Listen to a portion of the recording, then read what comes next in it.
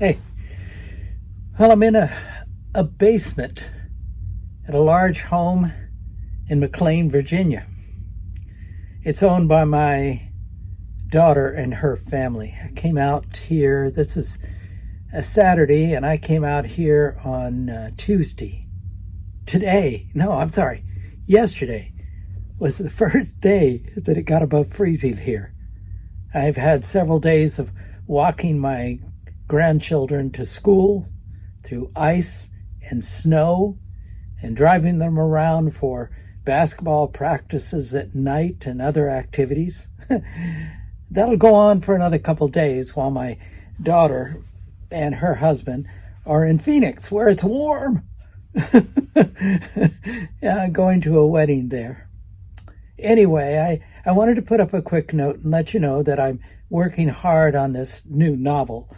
And I've begun to just kind of embrace the whole story. And I wanted to share just a little bit with you, not a lot. By way of understanding what I'm going to tell you, I will say that when I was young, and in high school particularly, I craved getting away, being on my own, leaving my family. I did it when I was even younger because there was a lot of dysfunctional behavior in my home and I just wanted to get out. But when I got up into high school and I started seeing that the day was going to come when I could legally just walk away, well, I did. I originally applied to go from southern New Mexico to Hawaii to attend the University of Hawaii. I drove my Volkswagen out to the West Coast. I had it put in storage and made arrangements for my brother to drive it to the docks to have it shipped over to Hawaii to me. And I flew over to Hawaii. I stayed a couple nights with friends of mine. Did not in any way want to stay with them. I needed to find a place of my own, but then I struggled. My resources started to run out. The money I had saved from different jobs in southern New Mexico and working the oil fields in West Texas was beginning to run out. And so the University of Arizona, I met with an advisor at the University of Arizona. We set up my curriculum. But then at a certain moment, I decided I needed to cut and run.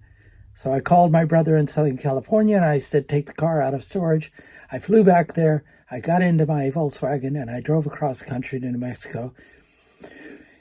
I was a little late, but I registered to go to New Mexico State University over in Las Cruces. And then the first day that the doors opened there, I had a dorm room.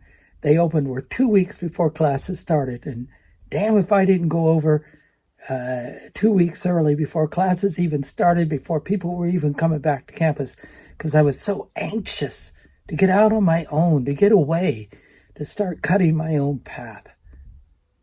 I went in the interim before classes started. I went camping out at at Caballo Lake, and in the Volkswagen, and then I went back and I started classes at New Mexico State University. Now, the reason I tell you this story is because in this new book that I'm writing is about a man who had those same urgings. Now, let me back up and tell you that every novel I've written, in some way or another, has had a piece of me.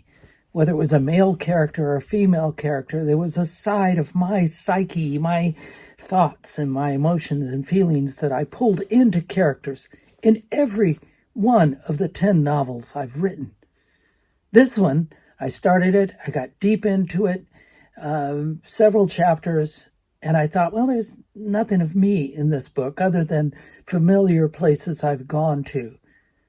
Visited, like southern New Mexico. And then it dawned on me that my principal character, my protagonist in this novel, is me. Because he's a guy who left southern New Mexico, left a father who had raised him, not on bad terms, just, his father cut him loose, said, you're ready to fly on your own. And this young man jumped in his Volkswagen, of all cars, and drove out to the East Coast and finished college at a school called Wharton, and then started working in Manhattan. And he stayed there for nearly 30 years, barely having any correspondence with his father back home. And then he got word one night there in Manhattan, he got word that his father had passed away. And he thought to himself, it's my responsibility to go back and bury my father, because really there was no other family. He never knew his mother, never knew who she was or where she came from or anything about her. So he felt he needed to go back to southern New Mexico, as much as it pained him, as much as he didn't want to do it, and bury his father. And his thinking was he needed to get in, get out, get back to New York, to his apartment on the Upper West Side, and to his girlfriend and his favorite hangouts and his job, where he was making a good sum of money. But when he got to New Mexico, some of the old images, some of the old emotions, and some of the old feelings, and particularly a girl that he had known many years before, made him begin to wonder if he'd made a mistake running away so many years ago. The protagonist's name is Sam. Sam. It's a good name. I like it. I think it's the first time I ever named a character Sam. Anyway, so I have discovered in these cold confines in this basement out here on the East Coast that I'm actually working on a novel that's probably got me in it more than any other novel I've written, including the memoirs, perhaps. Certainly me at an older age.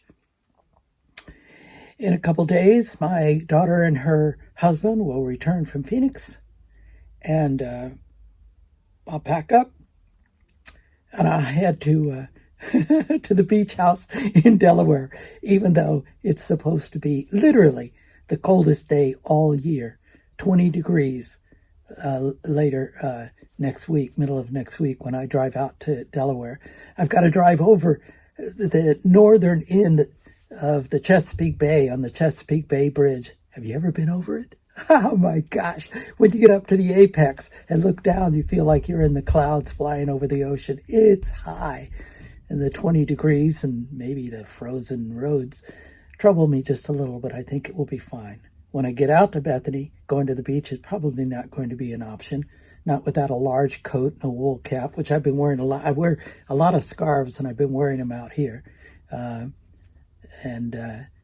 I'll probably go down to the beach dressed up with a scarf and a coat, visit the bookstore where they have some of my books, and visit some old friends there I dearly love. And it will be a very cold, very snowy, very wet, short visit to the East Coast before I return to Tucson. And I'm in Tucson again until mid-May, and I go back to the East Coast. Anyway, I just wanted to share with you that I was working on this new novel. When it comes out, I'll let everyone know. But there's a lot of me in this, and it came as kind of a shock to me. And I had to be, 160 pages into it before I went, wait a minute, that's me. Anyway, I hope you have a great day. Stay warm. Bye now.